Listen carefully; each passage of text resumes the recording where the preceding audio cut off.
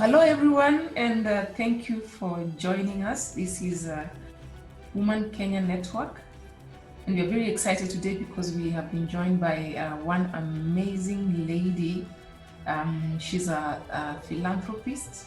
I would like to call her a socialpreneur because of the many projects that she is doing. Before I introduce her formally, I just want her to say hi so that you can also get to hear her voice. She is joining us live from Switzerland, and we're very excited for technology that you're able to do this, especially during the COVID-19 period. So help me welcome Beatrice. Karibu, please say hi and tell us how you're feeling. Hi everyone, I'm good here. It's winter, we have snow.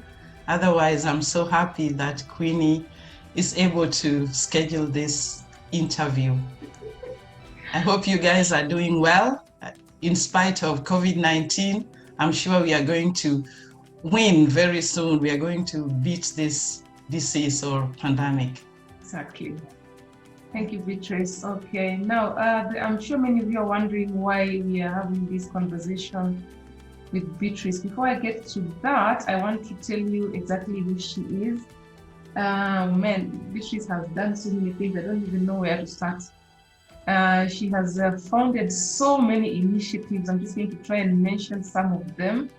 The African Heritage in Switzerland. She's also founder of African Fashion Festival in Zurich. She is a founder of Miss Nyalenda Beauty Pageant.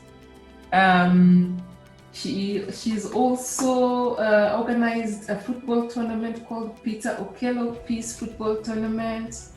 She also holds events including African Swiss Cultural Festival, African Fashion Festival, Ramogi Festival in Switzerland.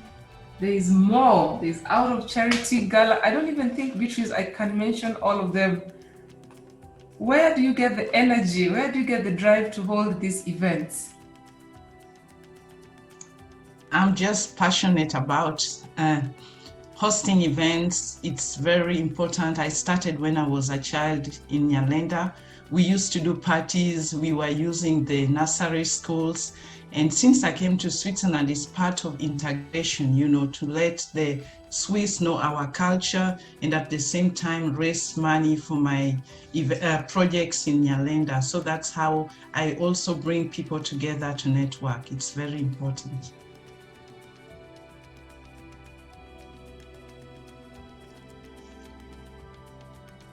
I wish I had even half of your energy because I think you're really doing great. Now, the reason we are having this conversation today with Beatrice today is because of an initiative that she did in December. As many of you already know, I'm very passionate about projects that empower young women and girls.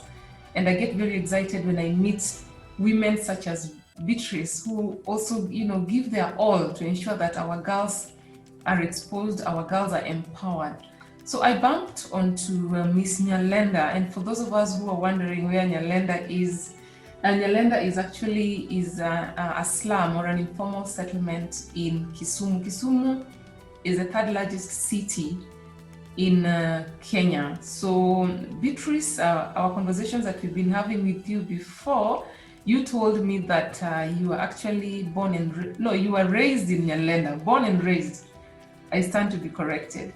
So I'm wondering, not so many people actually remember where they have come from. We just want to forget quickly, especially if the situation at home was not very friendly. But for some reason, you have come back, and based probably on the experience that you had growing up in Nyalenda, you are empowering the girls. How was it growing up in Nyalenda? If you could just give us a brief highlight of that. Growing up in Nyalenda was really fun because that's my Oshago, where I don't have any home apart from Nyalenda. I was born there. My parents and everybody lived there. So growing up as a young girl, even though it's a slum, it was not congested like now. It's very congested now. So many houses near each other. And for us, it was like a paradise. The security was really good. because I went to school also in Nyalenda, in a school called Kasagam Primary School. I had all my friends there. So where I'm living, it's called Catwalk, and we have points like Kowino, Nanga, Dunga, and all this. During that time, we can just walk each other until Dunga. Nothing will happen. Nobody will rape you. Nobody will attack you. They didn't have these young boys or young girls who are in gang doing bad things. The criminality was not there. Everybody was caring for each other. And we didn't have this competition like right now. I have the feeling that people have this peer pressure. Everybody wants to achieve what the other has achieved. It doesn't matter how they achieved they have. People will go out of their way, even do bad things just to achieve something, to have materials. And up with the same age mate like us. So we didn't have really, we shared whatever we had. Like by that time, my older sister was already in Switzerland. So she could send me these small tapes and the headphone. So my first headphone, I was with 6 friends of mine, and everybody wanted to listen. If we put the cassette, we listen to the music. So we had to give this 1 week is with another friend, another week is with another friend, another week. So when my sister came from Switzerland, all my friends were following her to buy her sodas and chips. We were very satisfied. And we had it was like a rule or something, a discipline that every Sunday we went to church. There were some people who went SDA, they were my friends. So Saturday, they could not do anything. And us on Sunday after church, then we could meet, we could go to Hippo Point. We can do anything. We go and sit, buy sodas and bread. Nobody, nothing will happen, no fear, nothing. And the freedom was there. As I said, it was very peaceful. And that's the opposite right now. Right now, come alone. You cannot have your phone, anything. But we can't blame them. We blame the situation. You know, sometimes the situation you are in force you to commit some things that, which is not. So that's how it was. But it was a beautiful place, and we were proud to be from the ghetto. Until now, I tell people in Switzerland, I'm a ghetto girl. And don't forget, we had, even there, we have judges. They stayed in our plot in Nyalenda. They are very high judges. We have big doctors there. They have their doctorates. They were staying in our plots. They are from Nyalenda. We have engineers. We have very bright people. These people, we grew up with them. And when I come to Kenya, they receive me and we talk about the ghetto life before. So that's how it was. I'm very proud to be from Nyalenda. I'm still very proud in spite of the changes. Very nice. You heard from the ghetto girl herself. She's very proud of her background. And I hope that the rest of us, we can also, use the same words and express our feelings, our strong feelings about where we come from. I think it's very important to remember where you come from. I think you can understand where this conversation is going to, because Beatrice speaks with a lot of enthusiasm. She's very excited. And then I was just going to ask her, probably, what inspired her? What inspired you? There could have been so many initiatives that you could have gone for. I see people do projects about water, others do health projects, others focus on education. But you decided to pick on a beauty pageant project. I'm just curious, what was the drive? Why did you settle on this particular project? To be honest, us choosing the beauty project, we did not know that people will coordinate with real beauty contest that is happening all over the world. First of all, I started to do projects in 2007. I started women group, that is Kisumu County women group, whereby I allocated them with a capital of 10,000 each. I started with 10 women. I built water kiosk, 3 water kiosks, which was worth $10,000 US. And then later I built them a school in 2007, which they were managing. This is ECD Center for children 3 to 7. So I started to do the projects in 2007, and each year we normally organize the Peter Okello Peace Football Tournament. And why we do this tournament, I'm just trying to drive you to why, yeah? So that's why. This tournament I started when I went back and I was finding there's even a stage that my brother, somebody cut the hands. He was almost losing the hands because it was just a small, conflict. They had a small minor conflict. And then we had to go to the lawyer, and this boy ran away. And then I felt it's unfair because this boy is really maybe poor, cannot afford a lawyer. So how can we bring this harmony together that these kind of things don't happen? So I called a meeting and I told them every year I want to engage you people in sport, because in sport you can beat each other without committing a crime. And somebody can cite you and you can be a professional footballer. So every year I brought the harmony. I told them to promise me that they are not going to fight the gangs here. I don't want this fight, but each year they will be fighting on the field. So that's how I started the Peace Football Tournament in 2007. And it's every year where the winner get a trophy, they get 20,000.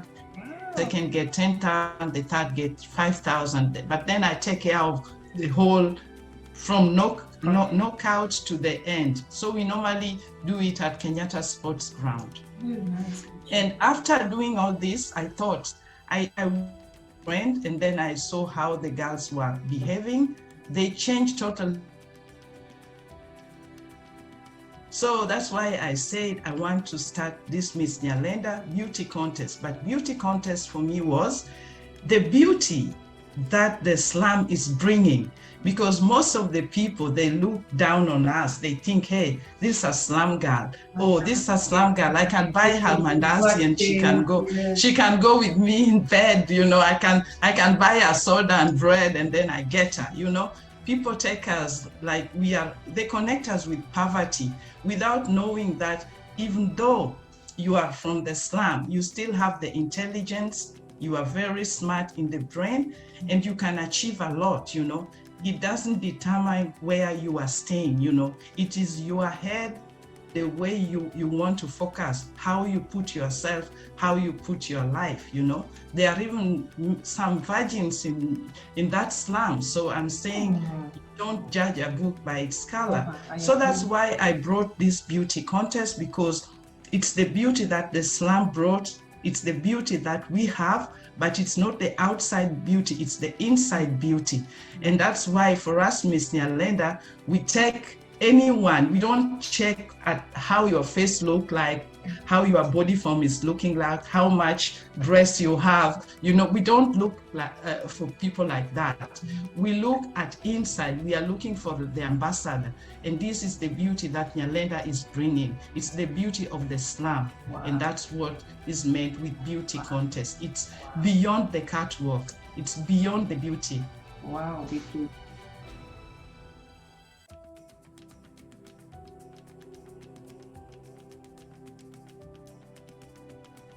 I'm just blown away. I'm getting goosebumps just listening to you, because there are so many beauty standards that have been set out there. But now just listening to you, on the surface, I was just looking at Miss Nyalenda as a beauty contest.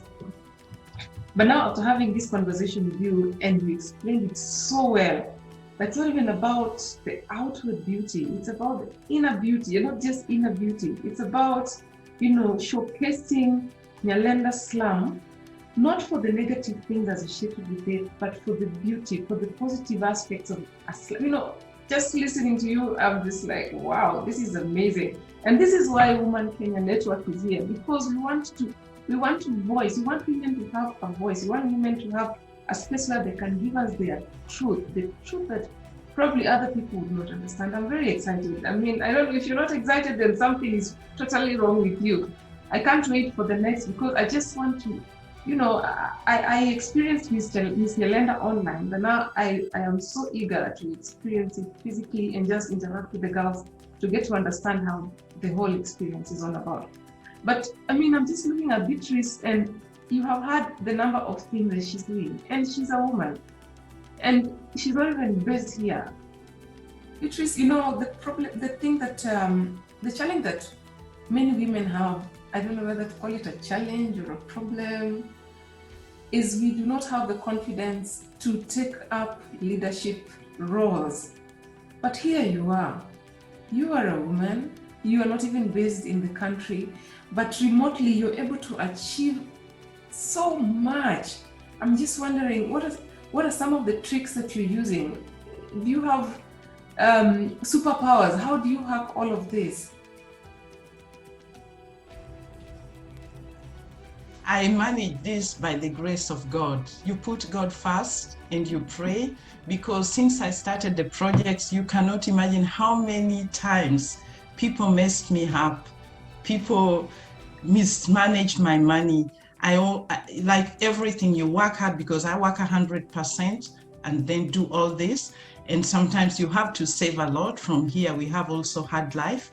But sometimes I was crying and I wanted to close the school and close everything. But then I think of how the innocent children, how I see myself that people, they really depend on me. They want me. They want this. They want me to push them. They want me to show them the light. And those who can listen, have ears, can listen. And those who have eyes can see. I'm not forcing anyone, but I see that I took this responsibility, and no matter how much money I lose through people I trusted, no matter, I keep on going. You fall down and then you wake up, you stand up and more stronger than before. And that's how. And the other thing is that, when you get disappointed twice, 3 times, just give it a chance. One time God give you a good team, and now I have beautiful team that organized a beautiful event in 2020. When I was not there, everything was so perfect. I just coordinate. I do conference call with them like we are doing right now, give them instructions, and I have my M-Pesa here, send everything, and everything is working. And I thank God, and I thank my team. Really nice. Wow, you had it first here on Women Kenya Network.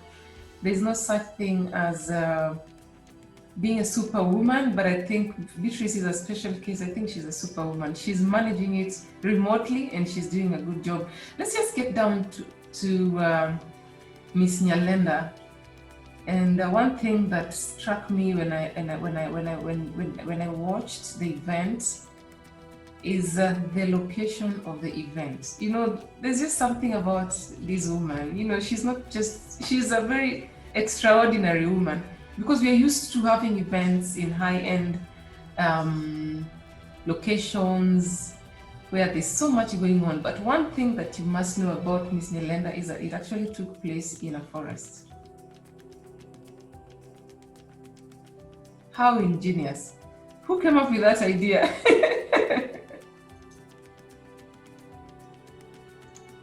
Okay, this forest is called Tichkouma, and I discovered this forest after our 3rd annual Miss Nyalenda. That was in 2019. A friend of mine told me, have you ever visited Tichkouma? And I said, where? He said in Nyalenda. So I said, it was after we've done our event, after we've done our photo shoot.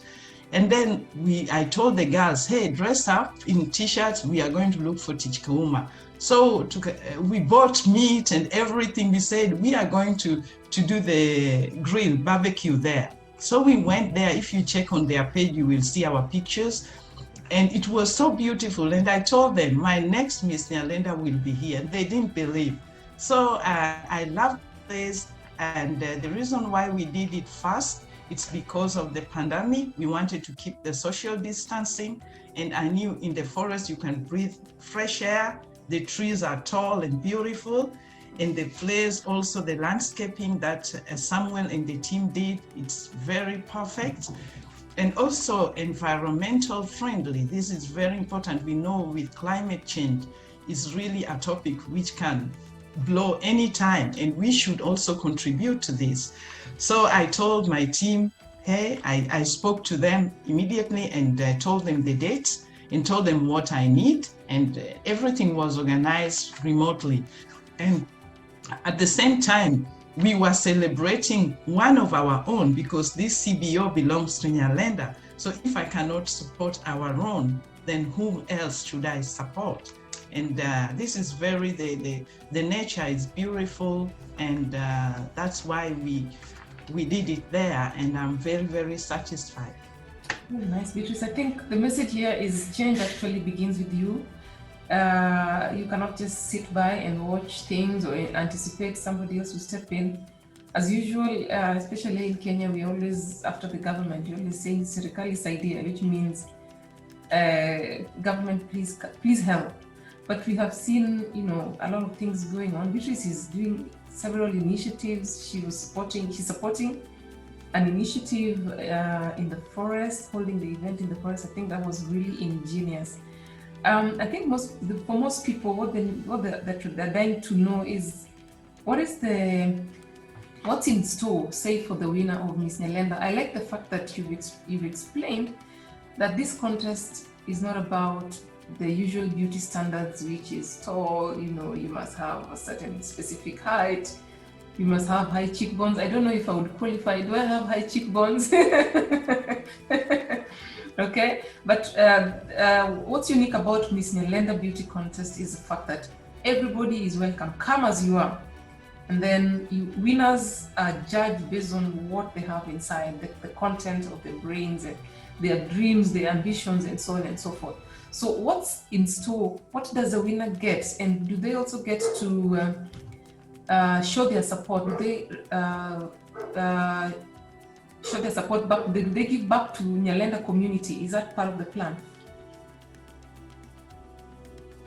Yeah, for the winners, we have, for us, Miss Nyalenda is not about giving money, and we didn't want people to come there as just to have intention of coming and cashing the money. Yes. So what we did is that we set up like a token for them, because so that they can also recover the money they use, because normally we have like, they have to get creative wear, they have to get like traditional wear, they have to get evening wear, and that's why we give this token, so that they can at least pay whatever or recover the expenses which they made. And the winner is getting, the first winner is getting 10,000 and a crown and a trophy and certificate of participation, and the winner is assigned to a project, Miss Nyalenda project. I'll give you example what we are doing. The second winner will get 5,000 plus the same things I mentioned, that's crown, trophy and certificate, and assigned to the project. And the third winner will get 3,000 and get the items I mentioned before. And so what happens is that we normally work with the top five. Top five, that's the winner. They are assigned to the projects, all of them. And when we have like during the COVID, the 2020 food drive, phase 1 and phase 2. Phase 1, we did a lot. We covered like 75 families. We did a shopping of almost 1 month, and they were giving to the most vulnerable. If you go to our page, you will really see them. These are mostly, they are older people. We were not really differentiating man or woman. We were checking the condition the person is in. So most of them were really like paralyzed or something like that, or really totally vulnerable families. We did the shopping, and then we also built a house. This is managed by the winners for a young guy who was having epilepsy, and he was using the old house to support himself, but the house fell, so we repaired that house and bought him the beddings and everything. So it's Miss Nyalenda, the winners, the top winners, who did it for last year. And also during this flood, the people were displaced. They did the sanitary towel drive, whereby they bought the sanitaries and gave the girls, almost 1,000 girls. And this was like giving them for a month, which can give them 1 to 2 months. So these are the projects. And then they did the food drive, phase 2, which we started. And we could not extend it larger because I normally do events here and they were all canceled. And that's why it's these girls, these winners, we are all with them. We have a WhatsApp group and we are working with the first winner of first Miss Nyalenda, second winner, third Miss Nyalenda. We are working with all the 3 top winners. And then now the 4th one, we are working with the top 5. So we are in a WhatsApp group where they are really having different projects, and they are also having different talents. Like some are good in beauty and some are good in making marks. And that's what we are going to start with very soon. The school droppers, how they can earn their bread in the near future. All right. I think I just have a few more questions for you, Beatrice. You really challenged and inspired me. I didn't know it was possible for one person to do so much. Before we finish, I think I'm sure some people watching might actually be wondering, how they can partner with you, because I know you're going to celebrate the 5th anniversary of Miss Nyalenda. That is besides all the other projects that you are doing. So in case somebody wants to partner with you in one way or the other, how do they do that? For partnership, they can contact us. Either they can write us a message through Facebook, Miss Nyalenda Pageant, or you can check on my Facebook and write me a message that can send me an email at beatrice.schnelli@gmail.com. I hope you got it. Or you can contact Queenie and Queenie can get back to me if it's complicated. I can always reach out. Yes, Miss Nyalenda is on social media. It's on Facebook, so you can contact them, or you can contact Beatrice directly by sending her a direct message or sending her an email. I'll probably unveil those details. I don't want to pronounce her second name. Schnelli. Schnelli is SCHNELLI. Schnelli. Yeah. You had it. I don't want to repeat it. You had it. Now, I'm sure, Beatrice, you've been observing as we finalize, actually. I think we're just about to finish. I've enjoyed this conversation. You've been watching what's been happening in news. We've seen so many incidences of young girls involved in misdemeanor, involved in, what do I call it? Just generally making decisions that are very harmful to their lives. What is it that young girls, what would you tell them, right? What would you tell them, what do they need to do in order to grow up to be, the Beatrices of this world, in order to be empowered? Because I believe that empowerment is a process. You don't just wake up one day and boom, I'm empowered. It took you, a process. What message do you have for our young girls, especially the ones who are probably over 18, they're already in campus and they're making very irresponsible choices to do with their lives regarding their sexual reproductive health, regarding their sexual partners, regarding careers, because I know you're very passionate. You've been there, you've done it, and you even got a t-shirt. So what would you tell them? Yeah, our young girls today, what I said is, I think it's this kind of pressure, peer pressure, and also they are following too much of the Western life, and also celebrities. And there are some celebrities, they say you can fake it until it looks real on Facebook. And so people think when I am there on Facebook, you feel like this woman have a lot of money and this and this. Maybe we are just faking it, and some is real. I think real millionaires don't show. And what I want to tell those young girls is like that. When I was growing up, I never wanted any sugar daddies, you know. Even right now, even though I'm now getting to my pension, I will never have those sugar daddies, even if they have billions, you know, because you need to love someone, and you need to have someone that you really love from truly your heart. And money can come because someone that you are neglecting this person might be a potential millionaire, but you see them young and you want to go to the sponsors and all this. You even don't think of HIV/AIDS, you don't think of other sexual transmission. Don't forget, even if this person is giving you all this bling bling, they call them, you know, you are like a diva, you have even hair better than mine, your nails are better than mine, you know, everything in you is a design. But don't forget, once you contract this disease, let's say, for example, HIV, you will be taking this medicine, and then it also affects your life. You will not live a normal life, even though now people don't die because of it. Think about that, because life and your health is very precious than money that people can give you. Let us just think of this girl who was killed, I don't know, Sharon or whatever. She died like a dog. Where is the case now? You know, where is the case? So when you go to campus or wherever you are, please know that knowledge is the key of life. Believe me, even in Europe, if you are smart, you can still make it in Europe. Like right now, I'm also partnering with African Student Association. If anyone wants to do PhD, you want to do doctorate, you can contact me.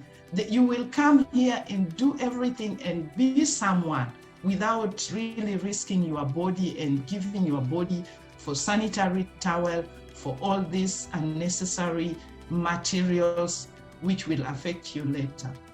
That's what I can tell them. Be true to yourself. And if you have a boyfriend, because you are not Mother Teresa, try and know your status, but try and have your age mates, please. Leave alone those old men, just spoiling your life. But anyway, this is what I can tell you. What you do is your decision. Well said, Beatrice. Well said. If anybody has ears, let them hear. I think I don't have anything else to add. Well, we say everything that has a beginning must have an end. This is one of those moments that I hate, but we just have to end this conversation. Otherwise, we will talk here for the next couple of days. So thank you so much, Beatrice. We are very excited. We are very happy that you're able to join us and share your nuggets of wisdom. I have personally learned a lot from you. When I grow up, I think I just want to be just as active as you are. I think it's very important for us to learn. So for everybody who joined us today, we are very excited. Thank you so much for the privilege of your time. Till next time, take care of yourself and stay safe. Well, it's just bye for me. I don't know, Beatrice, do you have any parting shots? Thank you, everyone who joined us, and please stay safe. And I hope this year we will meet when we host our 5th anniversary Miss Nyalenda in Kisumu, Nyalenda Ghetto. I love you and thanks a lot. And thanks so much, Queenie, for your time, you know, and for making this happen. Thanks a lot. We really appreciate it. The pleasure is mine, Beatrice. All right, everybody.